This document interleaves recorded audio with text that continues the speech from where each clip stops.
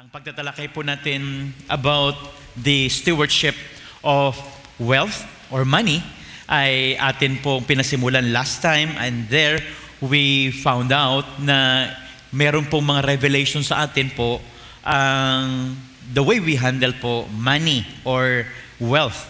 It reveals yung atin pong values and who is our master. And it also reveals, yun pong atin pong security, pinagugutan po natin ng tibay at katatagan.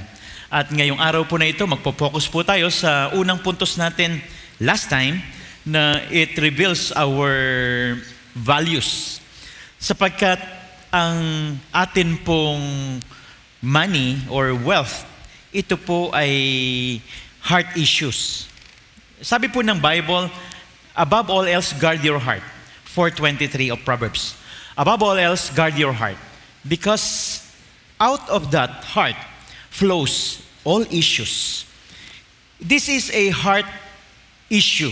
Pag pinag-usapan po natin po ang pera. No? Sapagkat dito po ay magmamanifest, marireveal yung ating pagpapahalaga. The way we spend, the way we invest money is indicative kung ano ang mahalaga sa atin. What is truly important. Kaya po, natatandaan po natin po ang pahayag ng Biblia sa 6:21 of Matthew, 6:21 ng Matthew, wika po ng Biblia, ay, for where your treasure is, there your heart will be also. Kung nasaan ang yaman mo, nandun din ang puso mo. Kaya ho, this is always connected.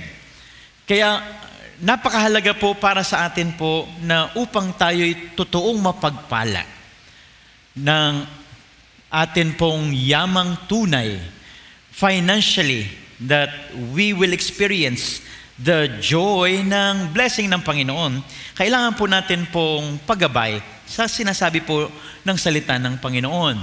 At ang salita po ng Panginoon ay napakahalaga para sa atin na no less than our Lord Jesus Christ gave us the following reminders that out of His teachings, 15 to 20% ay devoted po about money.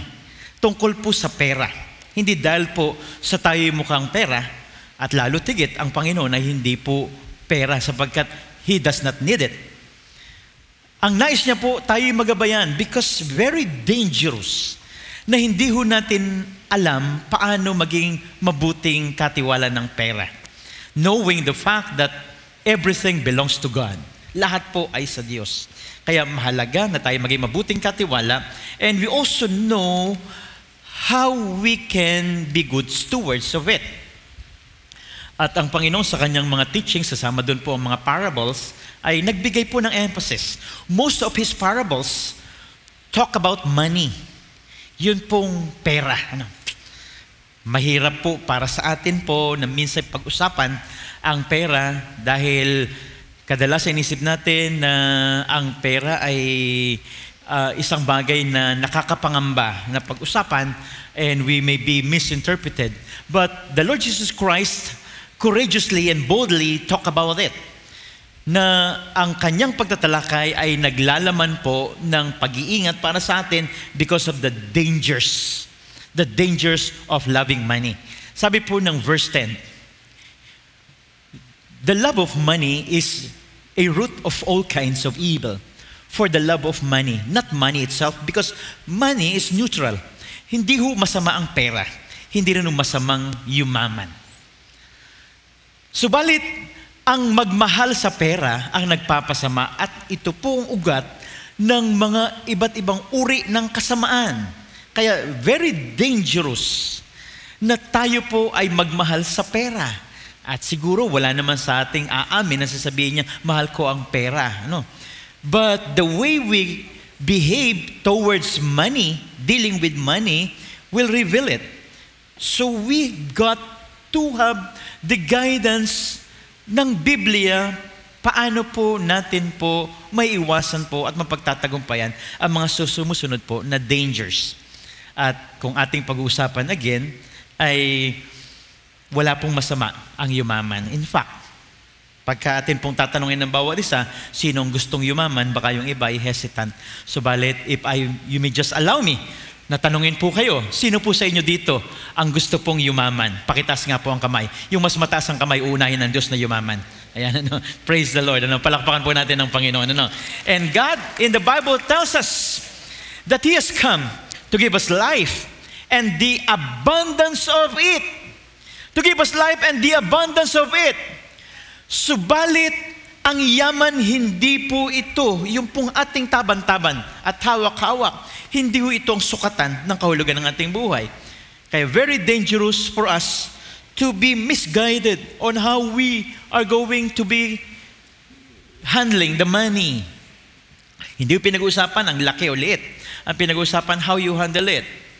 Hindi po pinag-uusapan, ano ang mga properties na meron ka ngayon. Sapagkat highly possible na yung mga tao po na kinain na po ng yaman, hindi po nila aminin ang mga sumusunod na dangers na ngayon po ay nasa kanilang harapan. Ngayon tunghayan po natin po ang sinasabi po ng Biblia.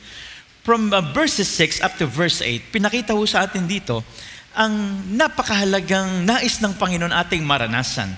The word is contentment. Contentment. Godliness with contentment is great gain. Nais ng Panginoon na maranasan po natin po, how is it to have that? How is it to have that power of gaining?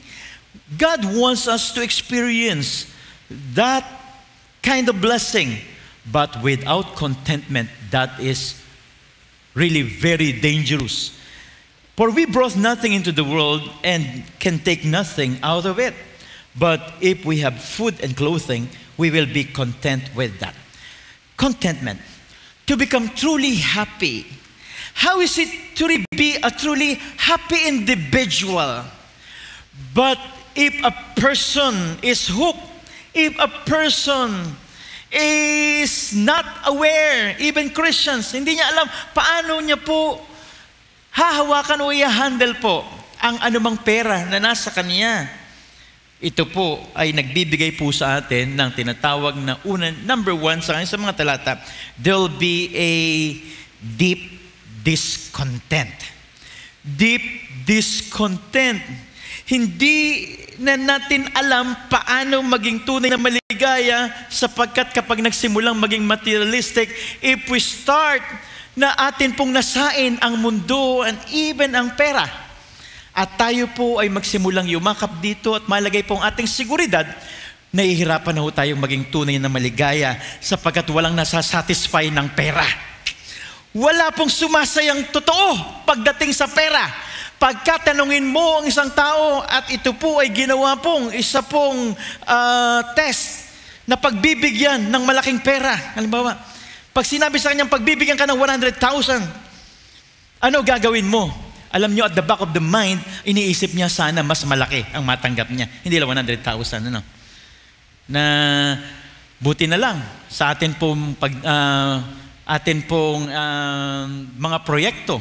Ang nais natin po ay lahat tayo magkaroon ng pagkakataon na maging bahagi ng pagpapagaling ng Diyos sa atin sa pamamagitan po ng pag-share o pagkakaloob ng nasa atin. Ito po isang paraan ng Diyos ng pagpapagaling ng anumang greediness na nasa atin. That we are learning here how to share, di ba? That our celebration po nating Bishop, sabi nga po ni Sister Len kanina, ay yung kanya pong mga birthday gift, hindi lang po 145 pesos, o 150 pesos, kundi 150,000. Ayan, Dahil sa sobrang excitement po ni Sister Len, nalimutan niya 1,000, Kaya akala natin nung birthday gift sa kanya, 150 pesos lang, Hindi, 150,000, purihin, palakpakan po natin ng Panginoon for that, Kung halimbawa ang isang tao po ay ang kanyang concern ay yung ibibigay sa kanya at yung pera na makukuha niya, abay po pwede na, malaki-laking halaga.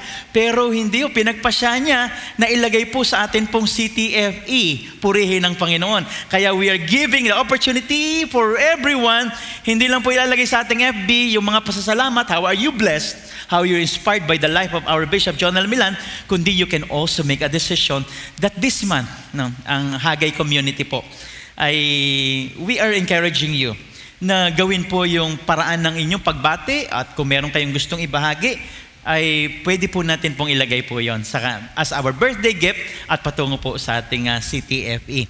Purihin ng Panginoon. Yes, medyo malaki-laki pa ang ating gastusin, subalit ito'y paraan ng Panginoon that step by step, little by little, hindi lang po natin napapatayo ang ating CTFE, kundi tayo rin po ay nagiging generous, gumagaling din po tayo sa ating problema ng atin pong somehow greediness kapag ayaw na nating mag-share. Kapag nakasara na ang atin pong mga palad, pag nakasara natin mga palad, pagka nagpaulan ng biyaya, ano ang ating nasalo?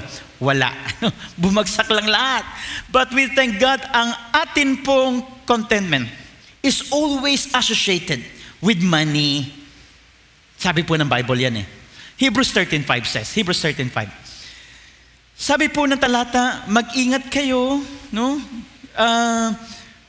Because keep your lives free from the love of money and be content with what you have, because God has said. Meron pangako ang Panginoon. So the focus at times, or many at times, ay yun po mga material na bagay na magpapasaya, subalit we are disappointed sapagkat wala pong sumasaya sa pera. Sapagkat we will be asking for more and more and more. But God wants us to be happy. Napakasarap naman na ating balik-balikan na mga simpleng bagay, tayo po ay nagiging masaya at maligaya. Di ba? Pagbabalikan natin ating buhay, di ba, sanay naman tayo sa wala. Sabi ni Apostol Pablo, sanay ako doon. Kaya kung ako'y sasagana, mag-i-enjoy siyempre. Kung wala, ay sanay din naman ako na mabuhay sa wala. Napakasarap na ang contentment po, hindi sinusukat kung anong nasa bulsa, ano nasa bangko, but contentment, ito po'y sinusukat kung sino talaga ang mahalaga sa atin. Not what you have, but who you have. Apostle Paul said in Philippians 4:11-12, sabi niya po sa kanyang mga pangusap, I know how is it to be content, having or not having this. I have learned to be content with whatever circumstances, sa meron o sa wala. Kapag tayo po ay nakafocus sa atin pong Panginoon, kapag tayo po ay nakatingin sa Kanya, nagiging tunay tayong maligaya. Kung kaya lang tayo po nababother, sapagkat kung saan-saan po napupunta ang atin pong paningin, kung bakit po tayo nag-aalala at nagsisimula pong maging discontented sa buhay, sapagkat nawala po ang atin pong pagtingin po sa Kanya. Si Alexander the Great, ang kanya pong naging death wish noon. Sabi niya, kapag ako'y mamatay, if I die, I have 3 wishes. 1, ang gusto ko what he wants na magbubuhat ng kanyang ataol, coffin, ay yung mga doktor niya, mga physicians. Ikalawa, kapag siya po'y lilibing, along the way, nandoon po ang kanyang mga kayamanan. Alatag doon. Pangatlo, yung kanyang 2 kamay dapat nasa labas po ng ataol. Napaka-weird naman, morbid, Ganyan siya. Yung kanyang mga death wish, at nangyari yung kanyang death wish. Sapagkat, the following reasons, una, sabi niya, yung mga physicians niya ay hindi kaya na siya'y na ang kanyang buhay ay i-extend pa, talagang darating sa punto na siya'y mamamatay. Of course, ang ating mga doktor, gaya po ng mga doktor natin pong narito ngayon, ay napakalaking tulong po nila upang tayo po ay i-extend po yung life natin at tayo po ay maiiwas sa mga kapahamakan na po ng hindi maayos po na na anumang uri po na hindi maayos na pag-handle po sa ating mga karamdaman. Sila po ay regalo ng Panginoon sa atin. Kaya pag-pray po natin po ang ating mga physicians, mga doctors, mga kumukuha, mga anak natin po na kumukuha po ng medicine. Pag-pray po natin. Sino po sa inyo dito ang mga may anak na ang kanyang prayer ay maging mga doktor? Pakitas nga o kamay. Pagpalain ng Panginoon po ang ating mga anak, mga apo marahil na gusto nating maging physicians. But sabi po ni Alexander the Great, gusto niyang makita ng mundo na hindi kayang i-extend pag pinagpasyahan ng mailigay. Even the doctors will say it. At ikalawa, kung bakit nakalatag doon ng mga kayamanan at bakit nakalabas ang kanyang 2 kamay, sapagkat ang kanyang pinangahawakan ay dumating sa mundong walang daladala at aalis din siya na walang dalang anuman. Job 1:21 said, Job 1:21, we brought nothing into the world and we will depart. na wala ding taglay-taglay na anuman. And if we have that kind of perspective, then, and only then, magiging tunay tayong kontento sa buhay. And contentment by definition is not having what you want, but being happy with what you have right now and who you have. Sino ang nasa atin na magpapasaya sa atin? And if you've got the Lord Jesus Christ, sabi ng Bible, kung gusto mo maging mayaman, gawin mong kayamanan si Jesus sa buhay mo at tunay kang maging mayaman. Amen? Sino nga po mga mayayaman dito? Pumalakpak ko ang kamay, mga mayayaman. Praise the Lord. Praise God. Nasa atin ang Panginoon and we've got it all. At ang Panginoon tinuturo niyo sa atin that as we focus on Him, natututunan natin po na maging tunay na maligaya. And as we begin our day, as we open our eyes, doon palang kitang-kita na natin. Yun pong gift of life. Yun pong regalo ng Panginoon sa atin. Kung ano meron po tayo ngayon, the contentment. But if we are already loving money, then it's really very difficult and it's almost impossible to be happy and be contented. The Bible always reminds us the dangers of loving money. But Lord, nasa iyo na ang lahat-lahat. And in fact, ang Panginoon, ang nais niya pong ating pagpukusan po, ay siya ang solusyon, hindi po pera. Kailanman ang solusyon sa ating problema. Ang Diyos ang solusyon sa ating problema. Kaya gusto niyang manghawakan tayo sa Kanya. Ang Panginoon, in one of the accounts na gusto niya pong maghimala, ang sabi sa mga alagad at tinanong niya po ang isang tanong para subukin lang ang mga alagad how they will respond pagdating sa problema.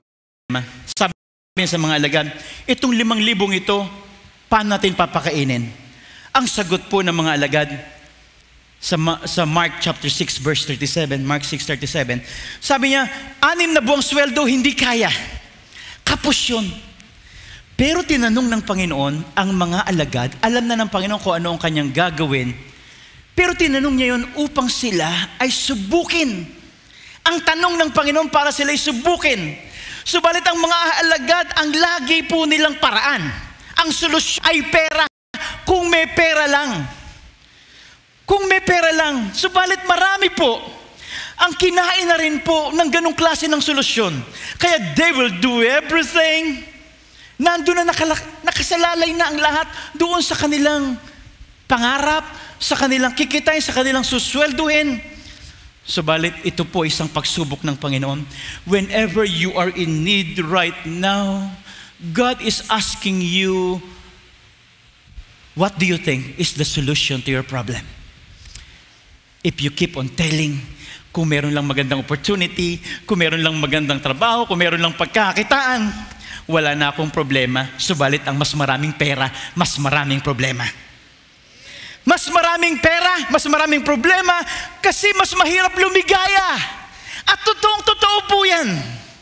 Sangayon sa pag-aaral, mas marami pong problema, mas maraming pera, mas marami silang iniisip, at mas mahirap po sa kanila ang lumigaya. Kaya ko po kayo sa oras na ito, na tingnan mo lang ang katabi mo. Tingnan mo kung siya po ay may kakayanang ngumiti. Tingnan mo ang katabi mo kung pag may kakayanang ngumiti. Ibig sabihin maligaya. Kapag ka hindi makangiti, baka milyonaryo. Ano? Pag hindi gumingiti ang katabi mo. Mga kapatid, it is really very difficult to be contented. There is this deep discontent kapag ka iba na po ang pananaw pagdating sa pera. I'm not saying po na sa mga milyonaryo lang po yan. Kahit po sa isang trabaho. Kaya sabi ng isang businessman, testimony po sa ating BKK, sabi niya, malakas ang kita pag Sunday, pero I made a decision, ayoko na makipagtransaksyon kahit may gusto ko mausap pag linggo, ayoko na sapagkat para sa akin, ang linggong iyon ay pagkakataon ko para i-focus ang aking buhay, ang aking atensyon sa Panginoon. Palakpakan po natin ang Panginoon. Hallelujah. Praise God.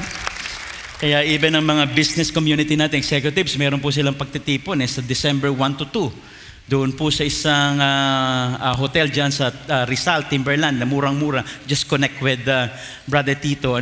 Yung isa nga nating kapatid, nandun sa hospital, nagulat ako. Sabi niya, sasama siya sa businessman community, pero nasa hospital siya. Doon na tinulungan po ng ating Doc Ryan. Nakita niyo kanina yun, sa screen, pagkagaling ng koron, diretso na agad po sa ospital pagkagaling po mag-mission doon sa Coron, and it was found out na talagang yung problema niya ho ay hindi ho na-treat ng maayos. Kaya buti na lang po, we have our own doctor po na tumulong po sa kanya. Salamat sa Panginoon na ngayon na po ay nandun na po siya on the way po sa kanyang full recovery. Palakpakan po natin ang Panginoon for that. Praise the Lord. Even the mga businessmen natin po, we are not saying or we're not even telling na tayo po ay nangangailangan ng pera para sa ating pagkapatayo. No, but we are giving the chance, everybody an opportunity para po tayo po ay mapagaling sa anumang atin pong focus sa pera.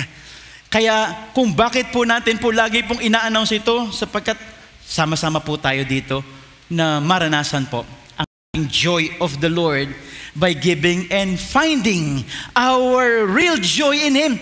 Mahirap sumaya kapag ka pera, subalit tunay kang maligaya kapag ka ang Panginoon ang ginawa mong yaman ng iyong buhay. Amen. And this also leads us to our second point. Sinabi po ng verse 9. Sabi po natin, yung mga naghahangad na yumaman, na hindi nila nare-realize yung temptation at maging trap na sa kanilang buhay will bring them sa maraming mga harmful na and ruining and distracting situations sa kanilang buhay, pangwasak ng buhay. Kalawa po, knowing the dangers of loving money, it will lead us sa tinatawag po nating complexities ng buhay. It will complicate life unexpectedly. Una kala natin parang wala lang, hindi natin po nare-realize, ganyan kasi ang pasok po natin po ng ang mundo. It caters to our desires. Lahat naman po tayo may kanya-kanyang desire. Gusto rin natin pong magkaroon, gusto natin guminhawa, gusto natin pong magtagumpay, gusto natin yumaman. Subalit ang pasok po ng mundo sa atin, i-cater po yung ating desire without us being guided. Sino ang dapat una sa ating desire? Otherwise, before we know it, nahulog na rin po tayo sa trap ng kaaway. 1 John chapter 2, 15 to 16 says, o 16 to 17. 1 John 2, 16 to 17, the lust of the flesh, the lust of the eyes, the pride of life, lahat ng ito, yan po ang ginagawa po ng mundo. Hahatakin tayo, sapagkat lahat naman po ng tukso, masarap po yan talaga. Lust of the flesh. But we will always, what? Regret giving in. But we will never regret resisting it.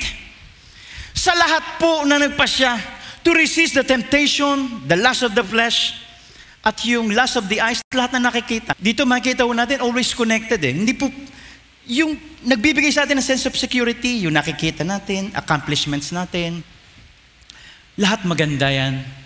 Okay yan. Subalit kapag ang ating pagpapahalaga ay nandiyan na. Kapag yung pride of life na yung ating mga may pagmamalaki, mga may pagmamayabang, hindi natin namamalayan, ito na pala ang temptation ng kaaway and nandoon na.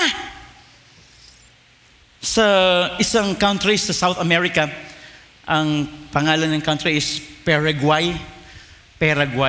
Parang Paraguay, pera. Ayan. Paraguay, doon po, paano daw sila manghuli ng mga monkey? Simple lang ginagawa daw nila. Meron lang pong coconut.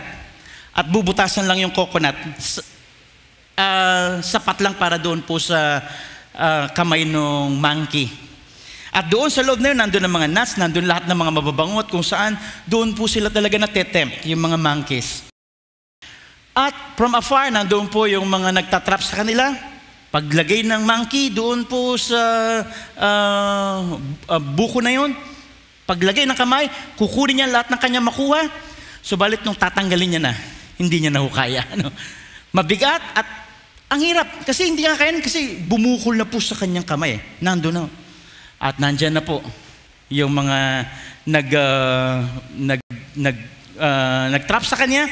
Papalapit na po yung uhuli, kaso hindi niya pa rin maalis yung kanyang kamay. Hindi niya give up. Ganyan po ang nangyayari sa marami. Ayaw ng bitawan. Kaya kinain na rin po ng tukso ng mundo. nung una, hindi natin ini-ignore. At sabi natin, kaya natin yan. Pero wala pong matibay pagdating po sa tukso. Kaya ano ang dapat gawin sa tukso? Hindi po tama yung tukso layuan tayo. O tukso layuan mo ako, sabi hindi lalayo ang tukso. Anong kailangan natin gawin? Pag nandyan ang tukso, kumaripas ka na ng takbo. Sapagkat wala pong matibay pagdating sa tukso. At wag nating laro-laruin yan. Sapagkat hindi natin alam ano magiging dulot nito. Hindi lang naman tayo pong sisirain. Pamilya natin, kinabukasan din ng ating mga anak, yung atin pong mga mahal sa buhay, ini-ignore natin. O kaya naman kahit itago-tago natin ang kasalanan, and we know the consequence of it.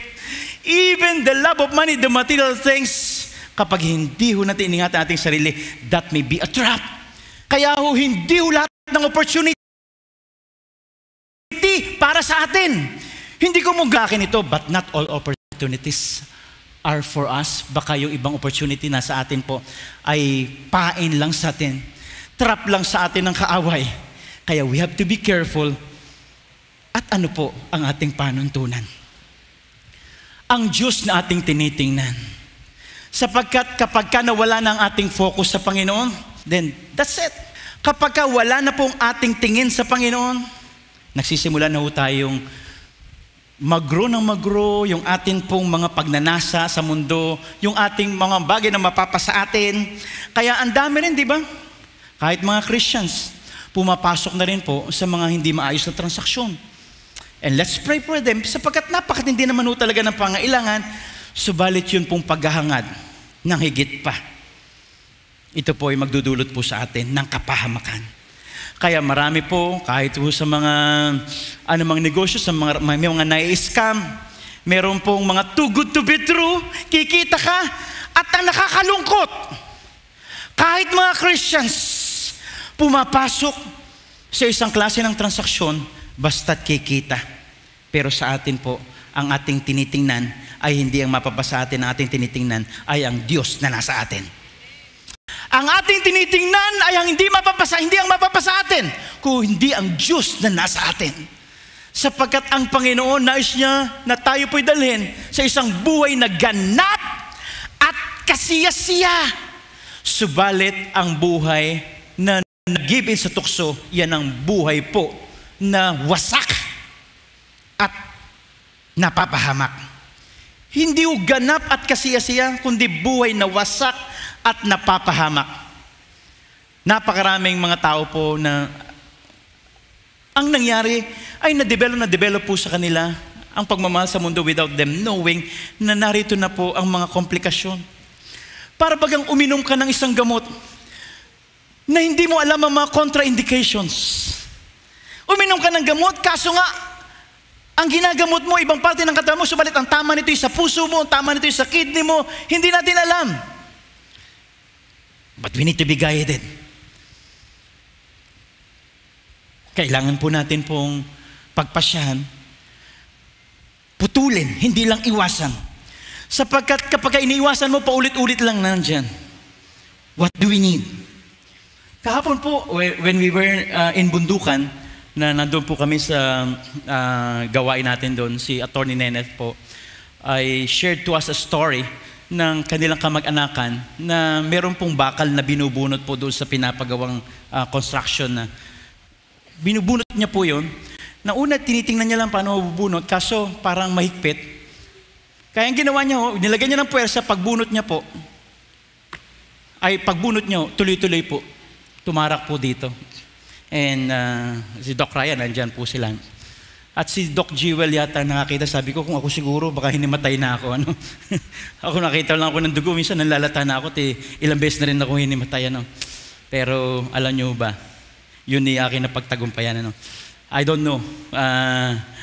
Sapagkat ako'y tuloy-tuloy po, nagdo-donate po ng blood, kahit po sa ako'y takot na takot. No? At nakita ko ni Doc Jewel na nandito na po, yung nakabaon po na bakal. Kaya tumawag agad at si Doc Ryan naman ng panahon na yun po ay nag-o-opera. Kaya pinapunta doon sa may veterans at naasikaso. at tinatravel po, hindi tinatanggal po. Sapagkat pag tinanggal mo, syempre dudugo yun at di mo alam kung anong damage noon. Pagdating ko sa veterans, nung daan po CT scan, pinakita ho, naggabuhok na lang, gahibla na lang. Muntik ng tamaan po yung mga veins, yung mga nerve endings, yung mga sensitive parts that would affect yung kanyang speech and everything, ganun ka-sensitive. At sabi po ng mga doktor na gumawa po ng procedure sa kanya, konting-konti na lang. At sa biyaya ng Panginoon na ligtas. Alam mo, nakaka-attend po siya sa aming sa midweek, no? Na ang Panginoon, 2 beses na po siyang inililigtas. Ito'y paraan ng Panginoon para sa kanya. Pat alam niyo ba, yun pong ginawa niya. What is the right thing to do? They know it. Kaso nga lang, minsan ini-ignore, hindi nila nasa isipan, anong tamang dapat gawin? Bubunutin, hindi talagang puputulin na lang yun. Huwag mo nang isipin pa, nakakayanin mo yan. Kung hindi, kailangan lang putulin yan. And most of the time, yung mga bagay na nasa atin, kailangan lang nating pagpasyang putulin. Hindi na natin kailangan bumalik-balik pa. Hindi natin kailangan mag-communicate pa. Hindi natin kailangan pa ng closure pa. Hindi natin kailangan pa na gumawa pa ng iba't ibang rason. Kung hindi right away, kailangan nating putulin anumang koneksyon natin sa mundo, sa pag hindi natin namamalayan, wawasakin lang nito at papaguluhin ang buhay natin. Amen? Maraming mga bagay na kailangan nating pagpasyang putulin. And how to do that? We want our church na patuloy pong maging instrumento on how we can minister to one another. So what we are doing is to offer our encounter breakthrough and baptism. Encounter breakthrough. Sapagkat sa ating encounter, doon po natin naranasan paano po putulin ng Diyos. Even ang mga sumpa sa ating buhay, even ang mga sumpa ng kahirapan, even ang mga sumpa ng karamdaman, ang Diyos po ay may kakayanan na putulin ng lahat ng iyon. We don't want na magbakasakali na sa atin pong mga ginagawa ay maging maayos. Hindi po pagbabakasakali ang buhay natin. God wants us to have a stable life, and stability will always be determined sa atin pong pagiging panatag sa Panginoon. Ulitin ko huli ang aking sinabi. Ang totoong pagiging matatag ay ang pagiging panatag sa Panginoon. Allow the Lord na putulin yung mga bagay na minsan nangangamba tayo, baka pag nawala, paano na? Meron tayong takot na baka mamaya kung anong mangyari sa atin pag nawala yung mga bagay na yun. But our encounter breakthrough will always tell us the reality. Na nais ng Panginoong putulin yung kaya ang panyayaho natin. This coming Friday afternoon, late afternoon, 5:30, magsisimula po. Bubuksan po natin ang ating encounter. At ngayon marami na po nagpapalista ng kanilang mga pangalan. At sa kinabukasan po, hanggang 8 o'clock po ng Friday, kinabukasan po, maghapon po yun. Yung pong encounter breakthrough natin, doon po nagkakaroon tayo ng breakthrough sa mga bagay na hindi natin maputol-putol sa ating buhay. Kaya magpatalaw tayo, paglabas ho natin dyan, kailangan po natin mismo, mga pangalan, mga contact numbers, because we want to get in touch with you on how we can best prepare ourselves para po sa encounter po na ito. We want po na magkatulong-tulong, magkasama-sama tayo po sa pagpapalaya ng Panginoon. Sabi po ng Galatians 5:1, sila na pinalaya, nais ng Panginoon, na magpatuloy, na mamuhay sa kalayaan. Amen. Then thirdly, finally, sabi po ng talatang 10 ay ganito, the love of money is the root of all kinds of evil, and some people, eager for money, have wandered from the faith and pierced themselves with many griefs. Maraming mga tao tumalikod sa kanilang pananampalataya dahilan po sa material na bagay, dahilan sa kanilang mga pangarap na pangsarili, dahilan sa mga pag-iimbot, dahilan sa mga bagay na nagkokontrol sa kanila sa sanlibutan ito. Subalit, ang nais ng Panginoon ay atin pong ma-realize po na ang buhay natin po hindi masusukat. Sabi ng Luke chapter 12 verse 15, Luke 12:15, hindi nasusukat po ang kahulugan ng ating buhay sa mga bagay na nasa atin. Watch out, mag-ingat tayo. Be on your guard against all kinds of greed. Life does not consist in the abundance of possessions. Hindi po sukatan kung ano ang ating taban-taban, ang ating hawak-hawak. Sinusukat po ang ating buhay kung sino ang nasa atin. It's not what we have, but who we have. In Genesis chapter 39, verse 2, we are told that the Lord was with Joseph and he prospered financially. Sa kanya pong kinabukasan, mga achievements niya, he prospered. But he started with nothing. Yes, literally nothing. He had no connections. He had no educational qualifications. He had nothing. But the Lord was with Joseph and he prospered. This means, ang magbibigay po sa atin ng totoong tagumpay, even financial success, ay hindi ang iyong galing, hindi ang ating husay, hindi yung ating tinapos ang magbibigay sa atin ng tunay na kayamanan. Sapagkat maraming mga tao po ang nabigo kahit mayroon po sila. Because they miss it. They miss that faith. Ang susi po ay hindi ang pera, kundi ang pananampalataya sa Kanya. Huwag nating sabihin kung meron lang at kung may pera lang, sapagkat hindi yan ang nais ng Panginoon na paraan. The Lord was with Joseph and he prospered. He started with nothing, but he ended up with everything. Nais ng Panginoon na maranasan po natin ang totoong kasaganaan. Financially, God wants us all to prosper. Subalit, narito po para sa atin ang mga gabay. Very dangerous. Subalit kung tayo nakatingin sa Panginoon, titingnan niya naman ang lahat ng ating pangailangan. So, the key is continue to go up. Continue to learn from Him. Continue to know Him. Sapagkat habang tayo nasa baba, para pong pyramid, parang triangle, pag tayo nasa baba, nakita mo na lahat ng kaguluhan ng buhay, nakita mo na lahat ng mga problema, pero habang tayo umaangat, nasisimplify po ang buhay. Habang tayo umaangat, nakikita natin simple pag mas malapit ka sa Panginoon. God will save us from all the complications. God will save us and God will preserve our lives. There is danger, but there is also blessing na ino-offer po at inaalok ang Panginoon sa buhay ng bawat isa sa atin. May we all learn from the Word of God today. Let us pray. Panginoon, salamat.